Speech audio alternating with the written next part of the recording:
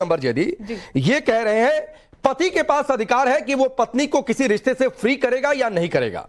पत्नी अगर चाहे तो वो अकेले अपने दम पर फ्री नहीं हो सकती, लेकिन पति चाहे तो अकेले अपने दम पर फ्री हो सकता है, और पति तय करेगा कि पत्नी इस रिश्ते से अलग होगी या नहीं होगी। ये डबल स्टैंडर्ड नहीं है?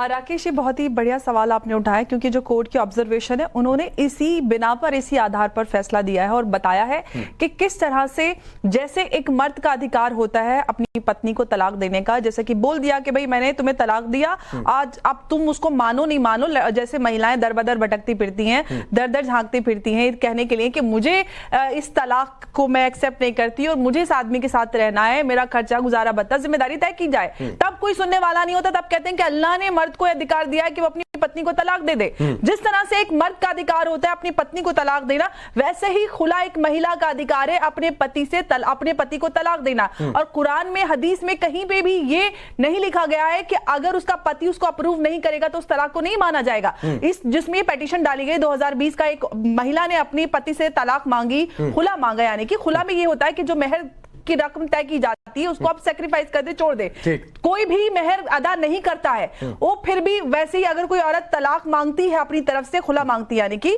तलाक इनिशिएट करती है, तो उस सूरत में जो 10, 20, 50 हजार रुपए होते हैं वो भी उसको गिव अप करने पड़ते हैं। तो आप ये सोचिए कि पूरी शादी में फाइनेंशियल सिक्योरिटी एक महिला की क्या होती है। उसके बाद भी अगर वो उस बुरी शादी से निकलना चाहती है तो कहते हैं कि जब तक महिला के उस तलाकनामे पर एक पुरुष का स्टैंप नहीं लगेगा तब तक वो नहीं आजाद होगी। तो ये कहां का जस्टिफाइड लॉ बता रहे हैं आप? ना तो इस्लाम की नजर में सही है और ना ही भारतीय कानून में, क्योंकि तलाक लेने देने दिलाने का अधिकार इस्लाम और अंबर आपने कुछ कहा, अजहरी जी उस पर ऑब्जेक्ट करें, जरा सुनिए फिर उसका काउंटर दीजिए। देखिए इस्लाम ने साफ लफ्जों में, जो हमारे उलमा हैं, जो हमारे कायदीन हैं, जो रहबरान हैं, उन्होंने भी फरमाया, और जो सहाबा कराम का तरीका था वो यही है कि औरत जो है वो दोनों आपसी जब समझौता होगा तो रजामंदी मर्द औरत दोनों की होगी। या तो सुनो बात आप सुन लो अंबर, बात आप सुन लो अंबर, बात सुन लो।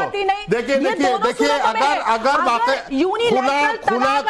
खुला का हक निकाह के वक्त औरत ले ले, किसी को एतराज नहीं है। खुला का जो हक है वो निकाह के वक्त औरत अगर ले लेती है तो कोई हर्ज नहीं है। निकाह जब कबूलियत हो, कबूलियत में ये बात सामने होनी चाहिए कि हम जब चाहेंगे, अगर हमारी रजामंदी नहीं है, हमारा आपसी सौहार्द नहीं है, तो हम जब चाहे तलाक हम दे सकते हैं। नहीं, मुझे एक चीज अजहरी जी, अंबर एक मिनट, मैं आगे मेहमानों का रुख करूंगा। मुझे अजहरी जी एक चीज बता दीजिए, ये पति जो 3 तलाक देता था या तलाक देता था, उसमें पत्नी की सहमति लेता था पहले? नहीं, बिल्कुल नहीं। क्यों नहीं लेगा? मतलब पति सहमति नहीं लेगा और पत्नी सहमति लेगी।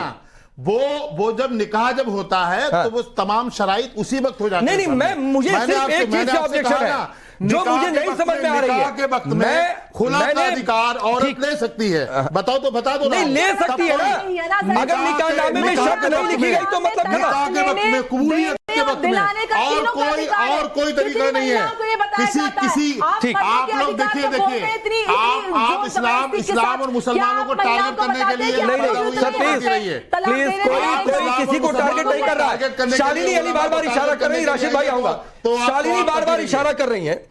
शालिनी, एक चीज जो मुझे समझ में नहीं आ रही है, और वो ये नहीं समझ में आ रही है कि पति जब चाहे तलाक ले ले, उसमें पत्नी की सहमति की जरूरत नहीं है इस्लाम में, और अगर पत्नी चाहे तो पति की सहमति जरूरी है, और पति सहमति ना दे तो बकौल अजहरी जी वो रिश्ते से अलग नहीं हो सकती है शरीयत में। देखिए, सबसे पहली बात मैं ये कहना चाहूंगी, और आपके जो all India Muslim personal law board हैं, जो बड़े समझदारी से और जिम्मेदारी से ये कह रहे हैं कि हमारे उलेमाओं को ये जिम्मेदारी देनी चाहिए कि वो ये सब डिसाइड करे, तो इनके उलेमाए और हमारे मौलाना कहाँ थे जब ट्रिपल तलाक का इतना बड़ा जंजाल बहनों के सर पे आ गया था, और ट्रिपल तलाक जिस तरीके से दिया जा रहा था, जो कि कुरान में नहीं लिखा गया है। अजहरी साहब, जिस तरीके से तलाक दी जा रही थी हमारी बहनों को और बेटियों को, वो गलत था। तब आपके सारे मौलाना और आपके उलेमा कहाँ थे? दूसरी चीज, देखिए देश को शालिनी जी, दिया जा रहा है, देश ने नरेंद्र मोदी को देश का वजीर आजम बनाया है। आप जैसे लोग उन्हें अपना मुफ्ती अगर मानती है तो मानती नहीं है, हम उन्हें वजीर आजम कहते हैं। हमारी शरीयत में बार-बार वो मदद हो रही है, ये ठीक बात नहीं है। और क्या सरकारों के पास मुसलमान। जय हिंद दोस्तों, अभिषेक ऑफिशियल टीवी में का स्वागत। आपने इस डिबेट को सुना और समझा होगा, थोड़ा बहुत समझ में आया नहीं है तो मैं आपको बताना चाहूँगा। तमिलनाडु का अदालत ने एक फैसला दिया है जिसमें मुस्लिम महिलाओं को एक तरफा तलाक लेने का अधिकार को जायज़ ठहराया है। बल्कि ये शरिया और इस्लाम में ऐसा नहीं माना जाता है, पुरुष जब चाहे तलाक दे सकता है लेकिन मुस्लिम महिलाएं नहीं कर सकती, ऐसा कहना है जो डिबेट कर रहे हैं उनका। तो इसी की तरफ देखते हुए कोर्ट ने फैसला दिया है जिस पर भड़के हुए हैं यहाँ के जो भी बैठे हुए थे पैनलिस्ट। आपने देखा होगा, लास्ट में देखिएगा और ज़्यादा भड़कते हैं।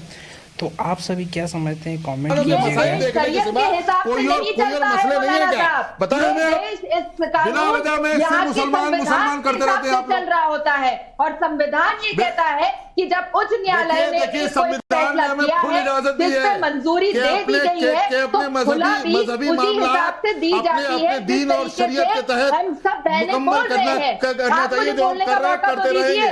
आप मुझे बताइए, आप जैसे 2-4 लोगों से हम लोग घबराने डरने वाले नहीं है। मुस्लिम पर्सनल लॉ बोर्ड अगर बार-बार शरीयत का दावा और हम शरीयत के तहफ्फुज़ की बात कल भी करते थे, तो आज भी कर रहे हैं, आगे भी करेंगे। ऑल इंडिया सुनिए, मैं एक चीज क्लियर कर दूं। शालिनी एक मिनट दीजिए। शालिनी एक मिनट दीजिए। आचार्य जी, जो आप प्रधानमंत्री मोदी को बीच में लेकर आए, सर इसमें सरकार का कोई लेना देना नहीं है। नहीं, कोई लेना देना नहीं है। एक मुस्लिम महिला को तलाक चाहिए था खुला के जरिए, वो मामला बढ़ते बढ़ते हाईकोर्ट तक पहुंचा। लोअर कोर्ट के फैसले से पक्ष संतुष्ट नहीं हुए, हाईकोर्ट पहुंचा और हाईकोर्ट का फैसला आ गया। इसमें सरकार का कोई लेना देना नहीं है।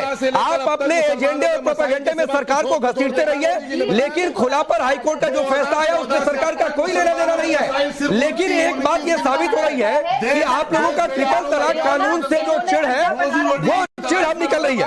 खुदकुशी कर रहे हैं। मैं इस पर किसी का प्लीज नहीं। आप शालिनी जी, आप राशिद भाई, शालिनी समय दीजिए, मैं आ रहा हूं। फाजिल भाई आपके पास भी आऊंगा। ठीक, हाँ शालिनी समय दीजिए। राशिद शरीफ, एक चीज जो मैंने इनकी बातों से समझा, रिपोर्ट में कुछ जो मौलाना लोगों को मैंने सुना, उसके मुताबिक महिला को इस्लाम में सिर्फ स्वतंत्रता मांगने का हक है, वो ले नहीं सकती। मैं गलत हूं तो आप ठीक करिएगा। मैं रिपीट कर रहा हूं जो हजारी जी ने कहा कि महिला को सिर्फ स्वतंत्रता किसी रिश्ते से मांगने का हक है, वो ले नहीं सकती। और पति पूरी तरीके से स्वतंत्र है किसी रिश्ते से स्वतंत्र होने के लिए। क्या यह बात जायज है?